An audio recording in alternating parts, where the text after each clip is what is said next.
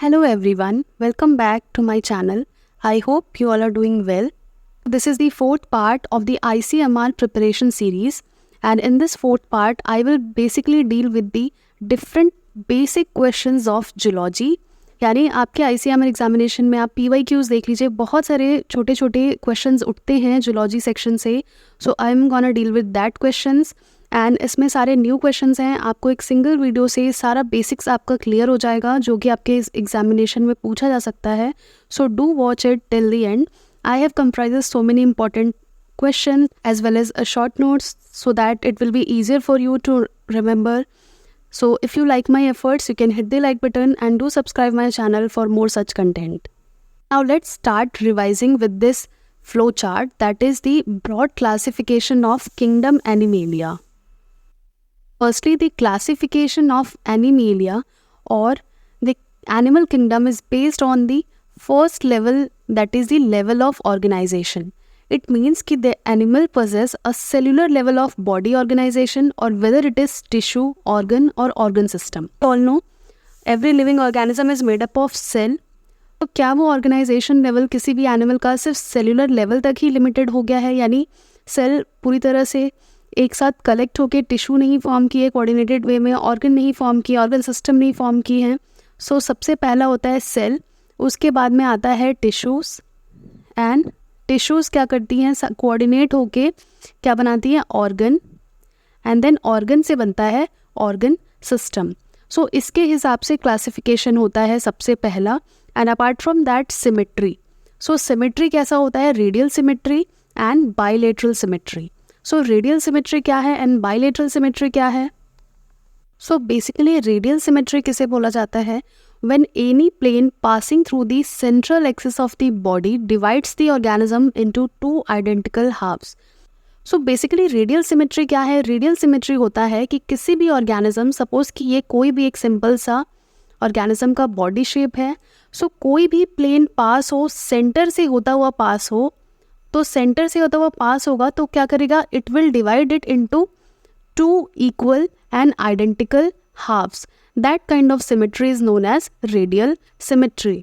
यानी कि मैं फिर से बता रही हूँ इजी लैंग्वेज में कि जो भी एक्सिस सेंटर से पास हो उस ऑर्गेनिज्म के, तो आप ऐसा मान के चल सकते हैं स्टार शेप में अगर आप उसे कट करेंगे जो कि सेंटर से पास हो तो दो आइडेंटिकल हाफ्स आपको मिलेंगे. सो उस टाइप के सिमेट्री को बोला जाता है रेडियल सिमेट्री. तो रेडियल सिमेट्री किसे देखने में मिलता है, in coelenterata, ctenophores and echinoderms. Now इसके अलावा एक सिमेट्री आता है that is bilateral symmetry. So what is the bilateral symmetry, when the body can be divided into identical left and right halves in only one plane is known as the bilateral symmetry. यानी कि मान के चलिए आप crab का structure कैसा होता है. सो क्रैब का स्ट्रक्चर को अगर आपको इक्वल हाफ्स में डिवाइड करना है, so only a single plane can cut it into two equal half.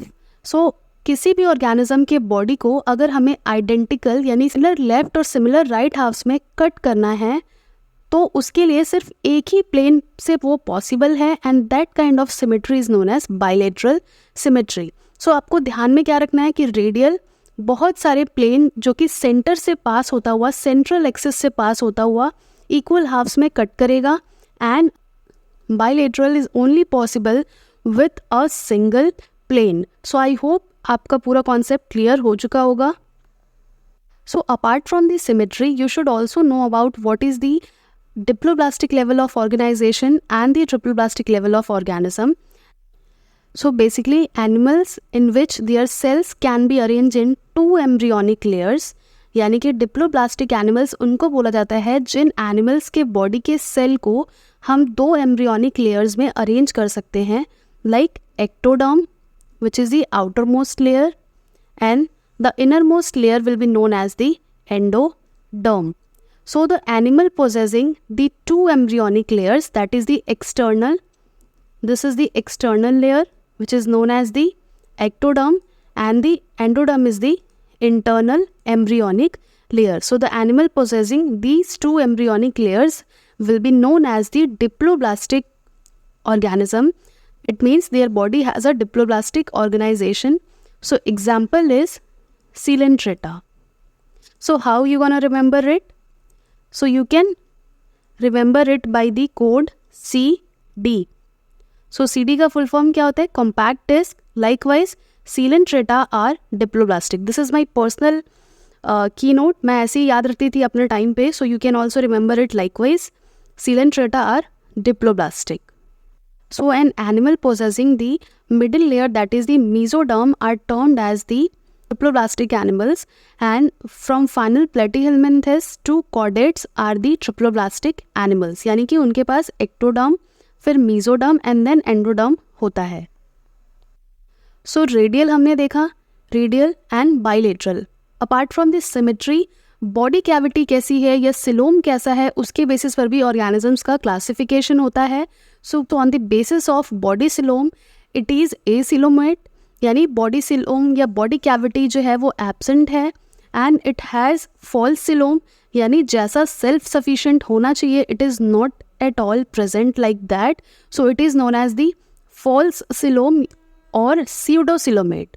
And if it is well developed and well differentiated, then it is known as the true coelom or coelomate. On the basis of body cavity, so organism can be coelomate if it has true body coelom, that is the body cavity is lined by mesoderm, outer ectoderm and then endoderm. It is known as the complete and true coelomates, and those animals which are coelomates are the annelids, mollusks, arthropods and echinoderms, followed by hemichordates and chordates. But कुछ animals में क्या होता है, जो body cavity है that is not lined by mesoderm, instead of the complete mesoderm, जो mesoderm होता है वो स्कैटर्ड पाउचेस में होता है एक्टोडर्म और एंडोडर्म के बीच में. That animals are known as pseudocoelomates, and इसका एग्जाम्पल होता है फाइलम एसिलमेंट्स. एंड इसके अलावा जो एनिमल में बॉडी कैविटी एब्सेंट होती है that is known as the acoelomates, and platyhelminthes are acoelomates. So I hope आपको इतना बेसिक्स क्लियर होगा. नाउ अ कंपैरेटिव चार्ट जो कि आपसे बहुत सारे क्वेश्चन सॉल्व करवा सकता है अगर आप इसको अच्छे से याद करेंगे तो. So you don't have to just इसको रट्टा नहीं मारना है, आपको इसको समझ के करना है. सो it is very much simple. आपको कैसे लर्न करना है मैं आपको बताती हूँ. सो यहाँ पे देखिए ये है phylum. So phylum starts with the Porifera, Coelenterata and Ctenophora, Platyhelminthes, Asilmens, Annelida, Arthropoda, Mollusca, Echinodermata, Hemichordates and then Chordates. Now you have to remember firstly the simple classification that is based on the level of the organization. So I have also mentioned this in my previous video that the cellular level of organization is only in the porifera that are also known as the sponge. So sponges में ही देखने को मिलता है cellular level of organisation, and उसके बाद से coelenterata tissue level and ctenophora में भी टिश्यू लेवल, एंड यहाँ से आपका प्लेटीहेलमिन्थेस से शुरू हो जाता है organ and organ system level of organisation. यहाँ पे देखिए सारे ही ऑर्गन हैं. तो आपको इस टेबल को सबसे पहले तो सीक्वेंस वाइज याद रखना है कौन सा फाइलम किस सीक्वेंस में आता है, and after that you have to remember the level of organisation which is very much simple. Cellular is only in porifera and tissue level is only in Ctenophora as well as the Coelenterata or the Cnidarians, and apart from that symmetry. So porifera have various symmetry, or basically they are asymmetrical because their body shape is just like that. Their body cannot be divided into an equal and identical halves through any plane, so they are asymmetrical. Porifera जो होते हैं वो asymmetrical होते हैं, and apart from that Coelentratas are radial symmetry जो मैंने बताया था अभी, एंड उसके अलावा टीनोफोरा भी रेडियल होते हैं, एंड उसके अलावा जो प्लेटीहेलमिन्थेस है bilateral, acoelomates are also bilateral, यानी सिंगल प्लेन से वो इक्वल हाफ में, आइडेंटिकल हाफ में, राइट हाफ लेफ्ट हाफ में डिवाइड हो सकते हैं. You only have to remember that echinodermata are radial symmetry, यानी ऐसा नहीं कि आप वहाँ से बाइलेटरल शुरू करें तो आप पूरा बाइलेटरल कर दे रहे हैं. No, echinoderms are radial symmetry. ये क्वेश्चन अलग से भी आता है. जो की फीचर्स है वो मैं आपको बता रही हूँ. नाउ सिलोम की अगर बात करें सो आपको स्यूडोसिलोमेट सबसे पहले याद रखना है. स्यूडोसिलोमेट होता है एसिलमेंट्स, यानी जो एसिलमेंट है उसमें जो सिलोम है वो एब्सेंट नहीं होता है, दैट इज स्यूडोसिलोमेट. यानी कि इनमें जो मेसोडर्म है it is scattered into small pouches and in between the ectoderm and endoderm, and therefore they are known as the pseudocoelomate. And absent किस में होता है, पोरीफेरा में, सीलेंट्रेटा में, टीनोफोरा में एंड प्लेटीहेलमिन्थेस में. उसके बाद से सारे ही में आपको प्रेजेंट दिखेगा from annelida to chordate, coelomate, coelomate, coelomate. So you have to remember likewise. Now segmentation is the property. So ये आप इंडिविजुअल जब फाइलम्स की प्रॉपर्टी पढ़ते हैं तब याद रख सकते हैं.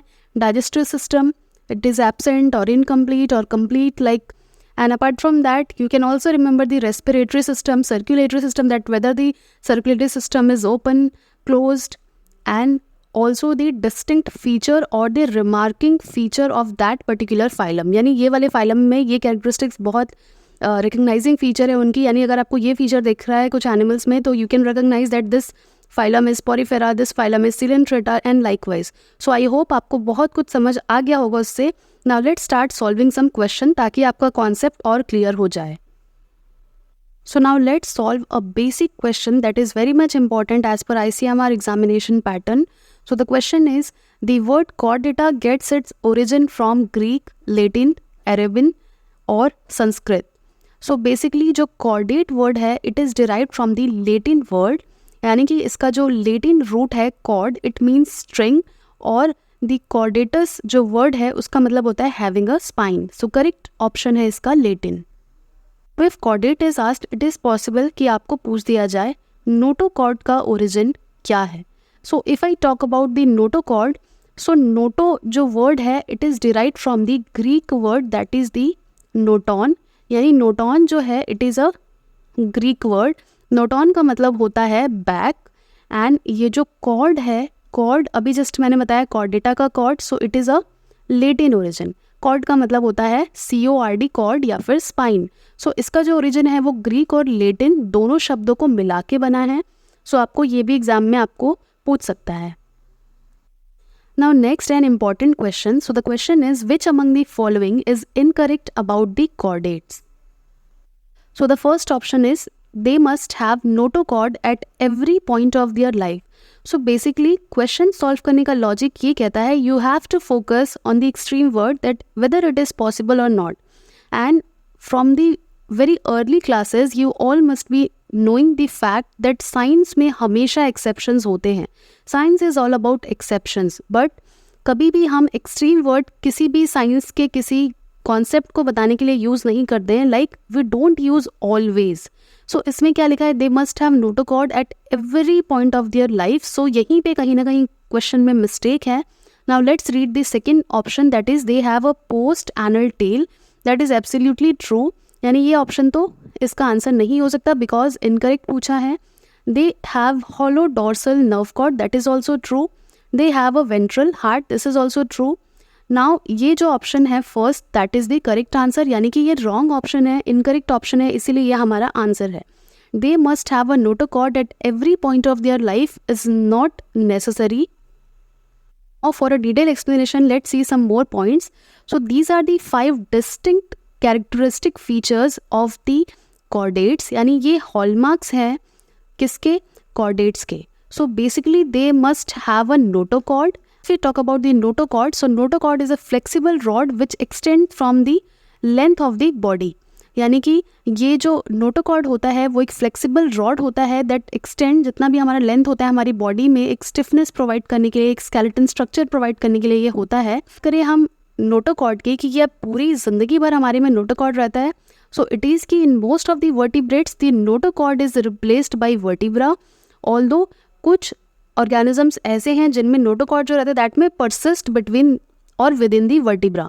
सो ये जो ऑप्शन था आपका कि they must have notochord at every point of their life, this is not true because हर पूरे फेज में, यानी जब तक एक एनिमल का लाइफ साइकिल है तब तक वो प्रोसेस नहीं करता है notochord, it is converted into vertebra.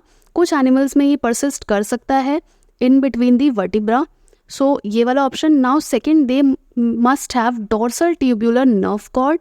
यानी उनकी बॉडी के अंदर एक डॉर्सल ट्यूब्यूलर नर्व कॉर्ड रहता है. एंड उसके अलावा फेरेंजियल पाउचेस होते हैं, स्लिट्स होते हैं, and apart from that endostyle and post anal tail. So ये जो 5 फीचर्स है this is the recognizing feature of the phylum chordates. तो इनमें से जो लास्ट वाला है post anal tail that is for the motility, यानी मूवमेंट के पर्पज से ये होता था ऑर्गेनिजम्स में ताकि वो अगर फ्री स्विमिंग है तो वो अपना एग्जिस्टेंस कर पाएँ थ्रू मोटिलिटी, यानी उनके बॉडी में मूवमेंट प्रोवाइड हो टेल से. एंड अगर अभी के हम ह्यूमंस की बात करें तो ये टेल जो है वो एक वेस्टिजियल ऑर्गन हो गया है. And now next question, which among the following is incorrect about Chordata. So incorrect statement हमेशा सॉल्व करना चाहिए, बिकॉज उससे आपको जो इनकरेक्ट है वो स्टेटमेंट तो पता चलता ही है, साथ में कौन से स्टेटमेंट करेक्ट हैं आपको ये भी पता चल जाता है. So they must have paired muscles, ये भी ट्रू है. Post anal tail must be present in chordates. So post anal tail should not be present in the chordates. जैसा कि मैंने बताया कि जो टेल है वो एक एविडेंट है कि in humans it is only a vestigial organ, और इसीलिए ये ज़रूरी नहीं है कि पोस्ट एनल टेल हमेशा ही प्रेजेंट हो कॉर्डेट्स में. And their notochord vanishes after certain period of time. की फर्स्ट क्वेश्चन को आपको क्लियर करता है. नोटोकॉर्ड होता है that is converted into vertebra. So ये जो सी है ऑप्शन वो भी ट्रू है. Pharyngeal gill slits are present, that is also true. So इसका करेक्ट ऑप्शन क्या हो गया, option B, because B incorrect है. Chordates have paired muscle. Post anal tail is present at the embryonic but vanishes after certain period of time. So it must not be present in the chordates. Now next question, which among the following is odd? Urochordata, cephalochordata, vertebrata or agnatha? So the correct answer is agnatha, because जो urochordates हैं, cephalochordates and vertebrate, all these are subphylum of chordates, and जो ये agnatha है it is a class, super class of chordates. So now next question, which among the following is incorrect about cyclostomata? So सबसे पहले बता देती हूँ कि cyclostomata क्या होता है. So जो cyclostomata है वो नाम इसलिए पड़ा है because they have circular mouth and they are the group of agnathans, जो अभी हमने पढ़ा था super class, that comprises the living jawless fishes. यानी इसमें आती हैं jawless fishes. So अब options read करते हैं. So their vertebral column is made of cartilage. Lamprey and hagfish are example of this class. Their digestive system is complete with stomach, food pipe and intestine. Their circulatory system is closed with a two-chambered heart. So सबसे पहले तो इसके features बता दूँ. Cyclostomata जो है their body is round and elongated like an eel. eel का जैसा बॉडी होता है वैसे ही ये होते हैं. एंड ये जो लैम्प्रे एंड फिशेज़ हैं वो इसके एग्जाम्पल हैं, यानी जो लैम्प्रे एंड हैगफिश है वो These are jawless fishes, तो ये ऑप्शन तो ट्रू हो जाता है. Now their vertebral column is made of cartilage, this is also true.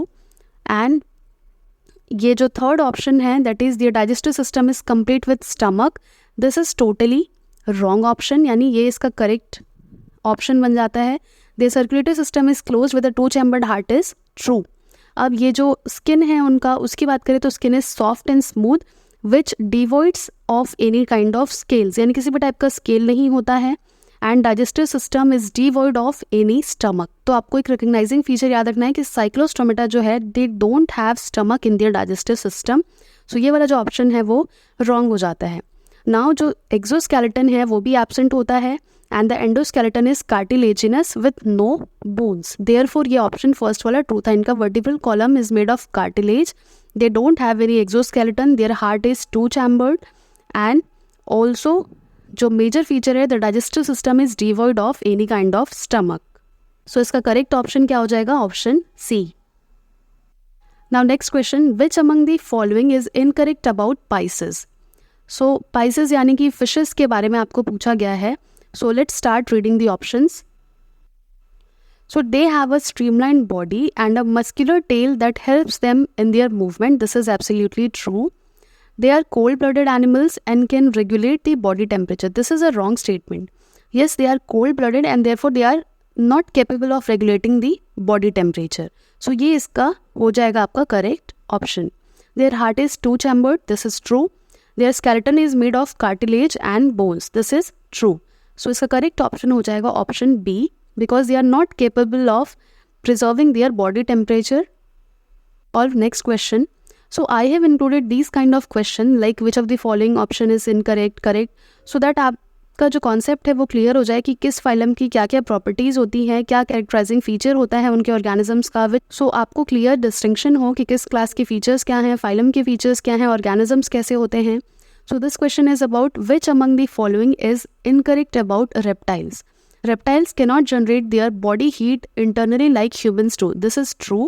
यानी कि reptiles are not capable of regulating their body temperature as per the temperature of the environment. तो ये statement तो सही है, यानी ये option नहीं हो सकता. Reptile cannot sense smell like humans do. Instead, they flick their tongue in order to sense chemoreceptor. This is also true. Reptiles derive its origin from the word reptum, which means creepy or crawly. This is also true. D है, reptiles are warm-blooded animals. So अगर A सही है तो definitely D तो wrong होगा ही, because both these sentences are contradictory.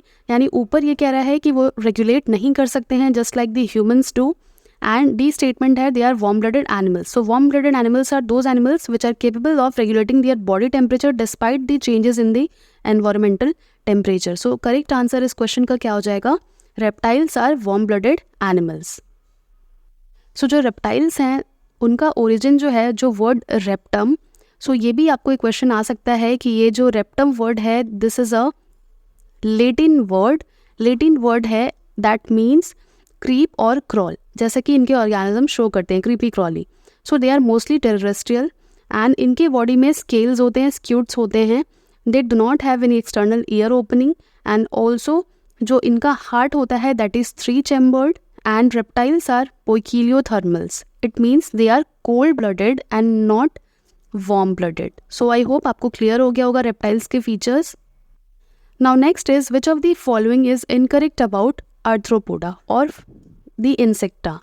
So this is second largest phylum. This is wrong because this is the first largest family of animal kingdom. So यही option गलत हो गया, यानी हमारा correct answer यही हो जाएगा.